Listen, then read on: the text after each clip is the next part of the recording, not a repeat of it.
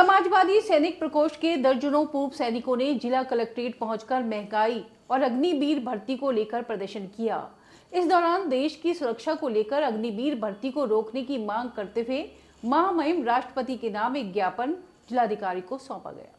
समाजवादी सैनिक प्रकोष्ठ के कार्यकर्ताओं ने महामहिम राष्ट्रपति के नाम एक ज्ञापन जिलाधिकारी मैनपुरी को सौंपा, जिसमें उन्होंने मांग उठाई कि जिस प्रकार अग्निवीर भर्ती की जा रही है उनमें युवाओं को कोई लाभ नहीं है। उन्होंने कहा कि युवाओं के साथ सरकार ने धोखा किया है। उन्होंने महंगाई और अग्निवीर भर्ती को लेकर प्रदर्शन किया। इस दौरान देश की सुरक्षा को लेकर अग्निवीर भर्ती को रोकने की मांग करते हुए महामहिम राष्ट्रपति के नाम एक ज्ञापन जिलाधिकारी को सौंपा। क्या पूरी मांग है आपकी, क्या बेरोजगारी को लेकर? हमारी मांग है कि जो भर्तियां हो रही हैं उन भर्तियों में पेपर लीक हो रहे हैं और इतनी बड़ी बेरोजगारी है प्रदेश के अंदर, देश के अंदर, जिस पर सरकार बिल्कुल ध्यान नहीं दे रही है।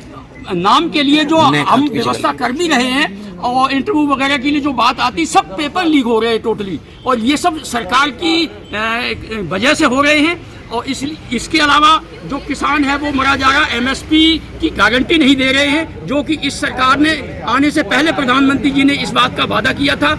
और किसान परेशान है, बेरोजगार नौजवान परेशान हैं, बेरोजगार नौजवानों को नौकरी नहीं मिल रही है, किसानों को उनका वाजिब मूल्य नहीं मिल रहा है। और सबसे बड़ी बात है जिसके लिए हम यहाँ आए हैं कि सेना में जो अग्निवीर योजना चलाई है सरकार ने, वो बहुत गलत है, सेना के लिए बहुत खतरनाक है। इसलिए सरकार से ये अनुरोध है कि उस अग्निवीर योजना को तुरंत समाप्त किया जाए और जिस तरीके से पहले सेना की भर्ती की प्रक्रिया थी वो लागू की जाए। दूसरी बात यह कि हमारी OROP जो उसको सही तरीके से नहीं दिया है, OROP 2 भी सही तरीके से नहीं दिया, उसमें भी MSP है जो सही तरीके से नहीं दी जा रही है।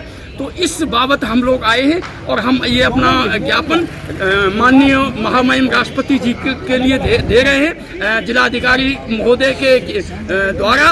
और इसके हमारी मांग है कि सरकारें अवश्य इस बात पर ध्यान दें और हमारी इस बात को माने, और इससे देश का भला होगा। बेरोजगार मांग पूरी न हुई तो मांग पूरी नहीं होगी तब तक हम अपनी मांग उठाते रहेंगे, हम पीछे नहीं हटेंगे, हम अपनी मांग उठाएंगे। चूंकि हम पूर्व सैनिक हैं और सेना के बारे में हम अपनी ये बात कह सकते हैं कि सेना के लिए, देश की रक्षा के लिए क्या अच्छा है क्या बुरा है, इस बात को हम अच्छी तरह से कह सकते हैं। ज्ञापनों के द्वारा ये मांग की है कि जो देश की सबसे बड़ी सुरक्षा और व्यवस्था के लिए आर्मी अनुशासन के लिए जानी जाती है, उस आर्मी में जो संविदा पर 4 साल की भर्ती की गई है, जिससे देश और जो जवान भर्ती होंगे तथा उनके परिवार तीनों का ही अहित होगा और देश की सुरक्षा पूर्ण रूप से खतरे में पड़ चुकी है। ये देश के लिए बहुत ही अहितकारी है। हमारी सरकार से मांग है कि अगर देश ही सुरक्षित नहीं होगा तो हमारे नागरिक सुरक्षित नहीं होंगे। किसी भी देश की सुरक्षा सिर्फ उसकी सुरक्षा व्यवस्था आर्मी के ऊपर टिकी होती है, और जो भारत की आर्मी है आज तक इसीलिए जानी गई है, और उसी सुरक्षा व्यवस्था को जो है ना उसका अंत किया जा रहा है और एक तरह से वो ठेका व्यवस्था पर की गई है।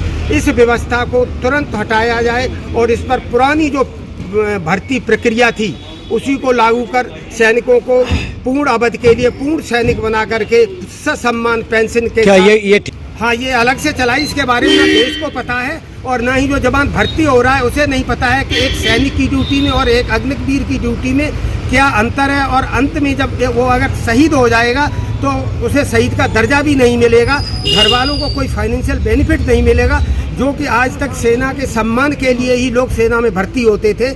इस तरह से ठेके की भर्ती में कोई देश का नौजवान अपनी जवानी को कैसे कुर्बान कर सकता है। हमारा काम है कि इसके प्रति अपनी मांग को उठाते रहना और सरकार का काम है उस पर ध्यान देना।